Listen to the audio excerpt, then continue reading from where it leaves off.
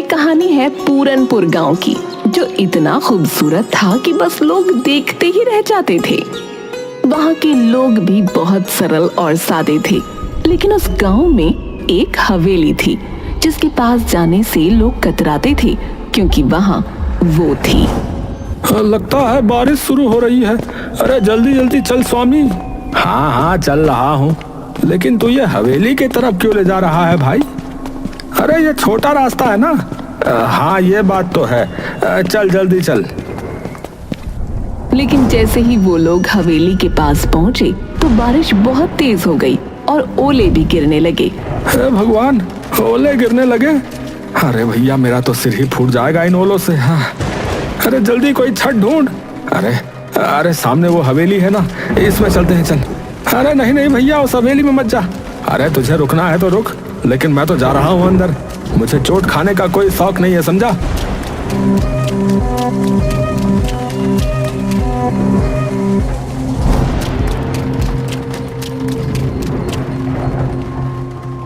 और फिर उन्होंने नजर घुमाकर हवेली को देखा। हवेली इतनी पुरानी थी जितना पुराना गांव, लेकिन इतनी पुरानी होने के बावजूद वो जर्जर नहीं थी, लेकिन हाँ डरावनी जरूर थी। अरे यार, ये बारिश के चक्कर में हम कहाँ आकर रुक गए। जल्दी बारिश रुके तो हम यहाँ से भागे। अरे भाई ये आवाज किसकी है? कौन सी आवाज है? भाई मजाक मत कर यार। ये कौन आ गया? ये कौन आ गया?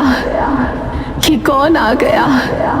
उन लोगों ने घूमकर देखा तो हवेली के एक कोने में अजीब सी बुढ़िया बैठी थी, जिसके सफेद बाल खुले हुए थे और वो कुछ बड़बड़ा रही थी।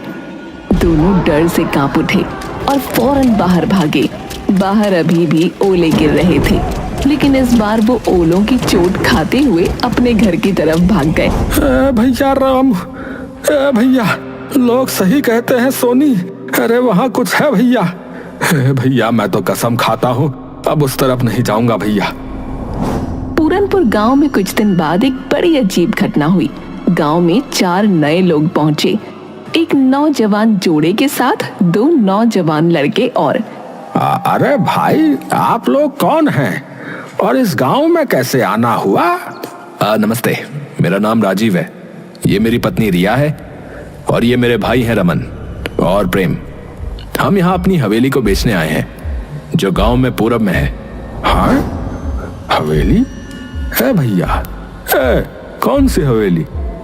वो जो बरगद के पेड़ के पास वाली, वो वही ना? हाँ हाँ वही, हमारे दादाजी की थी, अब हम उसे बेचना चाहते हैं। ये सुनकर मुखिया हैरान हो गया और गांव वालों की भीड़ जमा हो गई। सब फुसफुसाने लगे।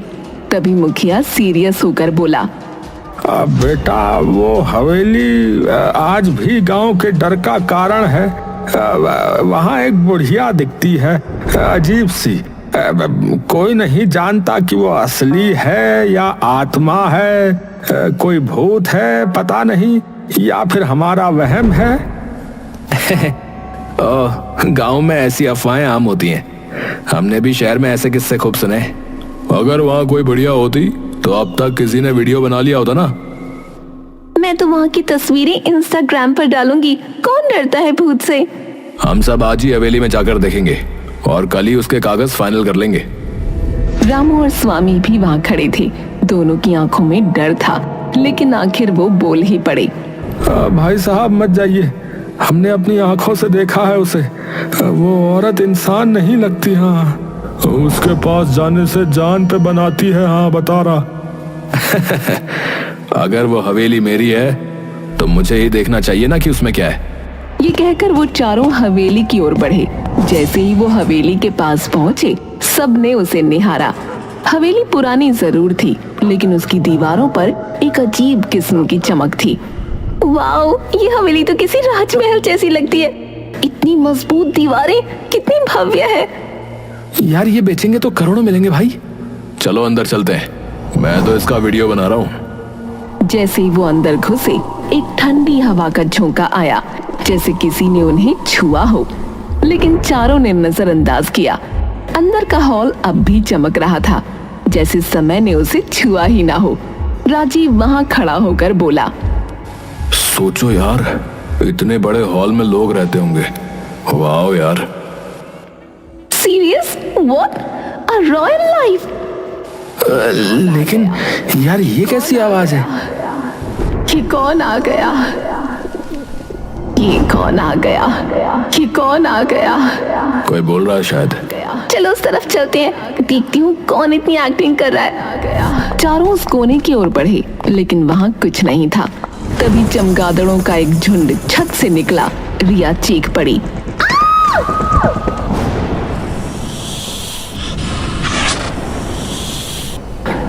अरे बाप रे, सांप! अरे भागो भाई! हे भगवान, ये हवेली तो जंगल हो रखी है। अफवाहों का भूत और असली जानवरों का आतंक। राजीव, रिया, रमन और प्रेम हवेली की सुंदरता और रहस्यमयी माहौल से प्रभावित होकर वहां से निकलने ही वाले थे कि अचानक हवेली के अंदर एक अंधेरे कोने में कुछ हिलता डुलता दिखा। सभी की निगाहें उस कोने की ओर मुड़ी। वहां एक औरत बैठी थी, उसी हवेली की वही रहस्यमयी बुढ़िया जिसकी बातें गांव वाले करते थे। खुले सफेद बाल, सूखी सिलवटों वाली त्वचा और पथराई आंखें। वो देखो, वहाँ कोई है। चलते हैं, ये वही बुढ़िया लगती है। नहीं यार, अब जब सामने दिख रही है तो बात करनी चाहिए। रिया साहस करके धीरे धीरे उस बुढ़िया के पास गई। जैसे ही वो पास पहुंची, बुढ़िया अचानक कांपती हुई खड़ी हो गई। आप कौन है? यहाँ क्या कर रही हैं? तुम लोग क्यों आए हो? यहाँ क्यों आए हो? यहाँ कोई नहीं आता, फिर तुम क्यों आए हो? हम इस हवेली को बेचने आए हैं। ये हमारे दादा की हवेली है। और आप? मैं खजाने की रखवाली कर रही हूँ। खजाना? हाँ, बहुत साल पहले मैंने इस हवेली में खजाना छुपाया था, पर अब याद नहीं कहाँ रखा है, कहाँ दफना दिया, समझ नहीं आता। बुढ़िया के खजाना शब्द ने चारों के मन में एक साथ बिजली की तरह लालच जगा दिया। उनकी आंखों में अब हवेली की कीमत से ज्यादा उस अदृश्य खजाने की चमक तैरने लगी। अगर ये खजाने की बात सच हुई तो हम करोड़पति बन सकते भाई। और जब खजाना मिल जाए, इस बुढ़िया को यहाँ से निकाल फेंकेंगे। डराने के अलावा करते क्या ये? बिल्कुल भाई, पहले मिठास फिर लात। हाँ, चलो खोजना शुरू करें। अम्मा, वो खजाना कहाँ है? क्या पता। वो सब लोग पूरी हवेली में खजाना ढूंढने लगे। बुढ़िया भी दीवारों को थपथपाती, जमीन को सूंघती, जैसे कुछ याद करने की कोशिश कर रही हो। लेकिन 4 घंटे तक पूरी हवेली छान मारने के बाद भी कुछ नहीं मिला। अब तो रात होने वाली है यार, कुछ नहीं मिला। शायद ये औरत पागल है। हम कल फिर आएंगे, तब तक आप याद करने की कोशिश करना कि वो खजाना कहाँ है। चारों लोग गांव लौट आए। गांव वालों को जब ये पता चला कि उन्होंने बुढ़िया से बात की और खजाने की भी बात सुनी, तो पूरा गांव भौचक्का रह गया। क्या तुमने उससे बात की? उसने सच में खजाने की बात कही? हम बरसों से डरते आए हैं उस हवेली से, और तुम लोग खजाना ढूंढ रहे हो? अगर सच में खजाना हुआ तो हम सबको फायदा होगा। फिर कल चलो हमारे साथ, अगर कोई खजाना मिला तो हिस्सा मिलेगा। गांव वाले पहले तो हिचकिचाए, लेकिन हिस्सा शब्द सुनकर उनकी आंखों में भी चमक आ गई। अगले दिन राजीव, रमन, प्रेम, रिया के साथ गांव के 10-12 लोग भी हवेली पहुंचे। वो देखो भाई, वही बुढ़िया। हे भगवान, मुझे यकीन नहीं हो रहा है मैं यहाँ वापस आ गया। चलो सब, आज इस हवेली का कोना कोना उलट डालो। चलो। लोगों ने हवेली के हर कोने को अच्छी तरह देखा, यहाँ तक कि बाहर बगीचे में खुदाई भी शुरू कर दी। कुछ घंटे बीते, लेकिन कहीं कुछ नहीं मिला। तभी रामू की नजर हवेली के पिछले हिस्से पर गई, जहाँ छत का एक हिस्सा टूट कर गिरा हुआ था। अरे ओ भैया, इधर आओ, देखो। अरे यहाँ कुछ है शायद। कहाँ? अरे ये मलबा हटाओ, इसके नीचे कुछ है। सबने मिलकर मलबा हटाया और नीचे एक पुराना पत्थर निकला जो जमीन से अलग दिख रहा था। जैसे ही उसे हटाया गया, नीचे सीढ़ियां दिखाई दी, एक तहखाने की ओर जाने वाली। तहखाना? ये तो बिल्कुल फिल्मी सीन बन गया। चलो अंदर। वो लोग बारी बारी तहखाने में उतरे। तहखाने में घुप अंधेरा था, सीलन भरी हवा और मकड़ी के जाले। सबने अपनी मोबाइल की फ्लैश लाइट जलाकर जगह जगह टटोला। तभी रमन की नजर एक लोहे के पुराने संदूक पर पड़ी। ओ इधर देखो यार, कुछ मिला है, एक संदूक। अरे यार जल्दी निकालो इसे यार। संदूक भारी था, लेकिन गांव वालों की मदद से बाहर ले आया गया। जैसे ही बुढ़िया ने उसे देखा, वो पागलों की तरह झूमने लगी। मिल गया मेरा खजाना, मिल गया मेरा खजाना, मेरा खजाना। चारों लोग एक्साइटेड हो गए। अब उन्होंने फटाफट संदूक खोला, लेकिन उसके अंदर जो था वो देखकर सबकी रूह कांप गई। ये क्या है? ये तो किसी बच्चे का कंकाल है। चारों तुरंत पीछे हट गए, लेकिन बुढ़िया संदूक को पकड़कर बैठ गई और उसकी आंखों से आंसू बहने लगे। ये क्या है? तुमने तो कहा था खजाना है। जवाब दो, ये क्या है? बताती हूँ, सारा सच बताती हूँ। बुढ़िया ने बताना शुरू किया कि उसका नाम गौरी था। एक समय में जवान, सुंदर और भोली भाली गौरी अपने पति और ससुर के साथ इस हवेली में रहती थी। पर किसे पता था कि जिस घर को वो स्वर्ग समझती थी, वो एक दिन उसका नर्क बन जाएगा। बाबूजी, वो आपकी बहू ना माँ बन गई। देखिए बेटी हुई है, कितनी सुंदर है ना। क्या कहा बेटी? तुझे शर्म नहीं आती है? हमारे खानदान में बेटी नहीं होती, बेटा चाहिए था, बेटा। मुझे तो इससे बात भी नहीं करनी, निकम्मी औरत। गौरी के पति ने न तो बेटी को गोद में लिया, न कभी उसकी शक्ल देखी। बच्ची के जन्म के साथ ही मानो हवेली का हर कोना ठंडा और बेरंग हो गया। गौरी अकेली पड़ गई, अपनी नन्ही जान को सीने से लगाकर हर दिन अपमान और तानों से लड़ती। बाबा, मैं क्या करूं? मुझे बेटा चाहिए, कोई उपाय बताओ। उपाय है, अपनी बेटी की बलि चढ़ाओ। रक्त की आग में पुत्र की राख से जन्म होगा। उसने बिना कुछ सोचे तांत्रिक की बात मान ली। एक रात हवेली के तहखाने में जहां अंधेरा रहता था, वहीं उसने अपनी ही बेटी की हत्या कर दी। उसके साथ उसका ससुर और 2 नौकर भी थे। सबने देखा, लेकिन सब चुप थे। उधर गौरी की आंख खुली तो बच्ची को न देखकर तड़प उठी। मेरी बच्ची कहाँ है? वो तो मेरे साथ थी। गौरी उसे हर जगह ढूंढते हुए आखिरकार तहखाने की ओर भागी और वहां का नजारा देख चीख पड़ी। नहीं, ये क्या कर दिया तुमने? मेरी बच्ची! गौरी पागल हो गई। उसके भीतर की मां जल उठी। उसी तहखाने में पड़ा एक बड़ा चाकू उठाया और एक एक करके सबका खात्मा कर दिया। मेरी बच्ची के खून से कोई बेटा नहीं मिलेगा तुझे, सिर्फ अभिशाप लगेगा तुझे। सब मारे गए और गौरी वहीं तहखाने में अपनी मरी हुई बच्ची की लाश को सीने से लगाए घंटों बैठी रही, शायद कई दिन। और फिर एक दिन उसने उस नन्ही लाश को एक संदूक में बंद किया, जैसे वो कोई खजाना हो। सो जा मेरी रानी, अब कोई तुझे नहीं छीन सकता, तू मेरा अनमोल खजाना है। वो संदूक लेकर वहीं तहखाने में बैठी रही। वक्त के साथ सब बदल गया। हवेली सुनसान हो गई और जब वो एक दिन ऊपर आई तो छत का एक हिस्सा गिर पड़ा। तहखाने का रास्ता हमेशा के लिए बंद हो गया। गौरी ऊपर रह गई और संदूक नीचे छुप गया। यादें धुंधली हो गईं, पर उसका पागलपन वही रहा। गौरी की आंखों से आंसू झर रहे थे। सामने बैठे राजीव, रिया, रमन और प्रेम सन्न थे, जैसे किसी ने उनकी जुबान छीन ली हो। ये सब सच है? हाँ, ये मेरा खजाना है, मेरी बेटी, मेरी जान, मेरी दुनिया। पागल औरत, ये खजाना है? हड्डियां और सड़ती यादें हैं?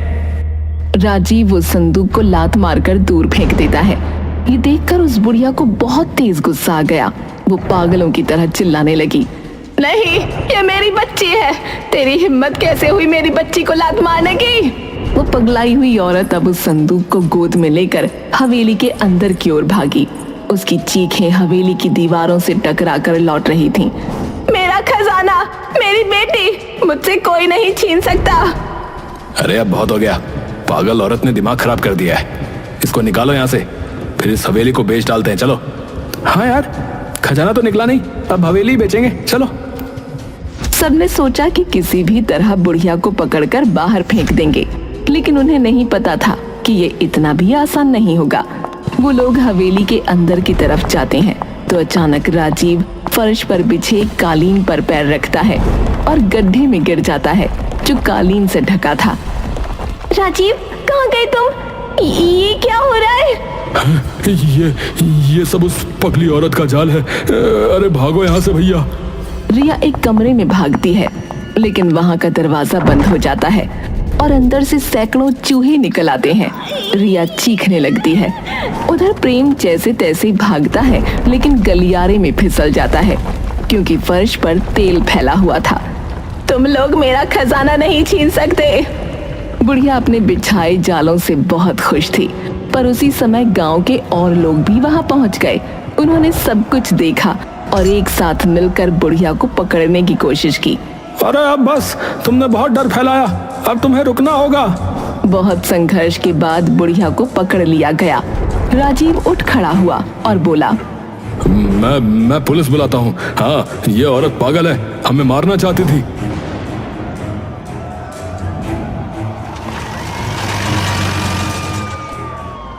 पुलिस जल्दी ही पहुंच गई। सर, हम तो ये हवेली बेचने आए थे। ये औरत हम पर हमला कर रही थी। पागल है सर ये। हाँ, मैं पागल हूँ, लेकिन ये हवेली मेरी है, मेरे खून से सींची गई है। तुम लोग इसे अपना कहते हो, क्या सबूत है तुम्हारे पास? पुलिस को बुढ़िया की बात सही लगी, इसीलिए उन्होंने उनसे कागज मांगे, सबूत मांगे, लेकिन चारों लोगों के पास कुछ नहीं था, न कोई दस्तावेज, न कोई अधिकार। गांव वाले भी अब शंका से भर उठे। राजीव बताओ, इस हवेली का इतिहास क्या है, बोलो। वो हम तो बस। अरे वो क्या कर रहा है? हमें फोन करके तू नहीं बुलाया ना? लेकिन अब लग रहा है कि तेरा झूठ पकड़ में आ चुका है। अब चुपचाप सच बोल दे, वरना सीधे जेल ले जाएंगे तेरे। हाँ, हमने हवेली पर कब्जा करने की कोशिश की थी ताकि उसे किसी फॉरेनर को बेचकर पैसे कमा सके। हमें किसी ने यहाँ के बारे में बताया था, तो हमने सोचा कि गांव वालों को बेवकूफ बनाकर अपना काम निकाल लेंगे। हमें माफ कर दीजिए। हैं? माफी? हाँ, जरूर मिलेगी ना माफी। चलो सीधे थाने, चलो, वहीं करेंगे तुम्हें सब माफ। पुलिस ने चारों को गिरफ्तार कर लिया और फिर रामू आगे आया। उसने सबको देखा और बोला, इतनी बड़ी कहानी हो गई, हमें आज पता चल रहा है। देखो भैया, गांव वालों, मुझे लगता है कि हमें इस बच्ची का जो है अंतिम संस्कार करना चाहिए। ये जरूरी है भैया। सबने मिलकर उस मासूम बच्ची की अस्थियों का विधि पूर्वक अंतिम संस्कार किया। बुढ़िया फूट फूट कर रोती रही। उसकी सालों की पीड़ा अब बह रही थी। उसके बाद पुलिस ने बुढ़िया को एक मानसिक चिकित्सालय भेज दिया, पर कहानी यहीं खत्म नहीं हुई। गांव वालों ने उस हवेली को एक बालिका विद्यालय में बदल दिया। बाहर एक पट्टिका लगी जिस पर लिखा था, गौरी कन्या विद्यालय, एक माँ की याद में।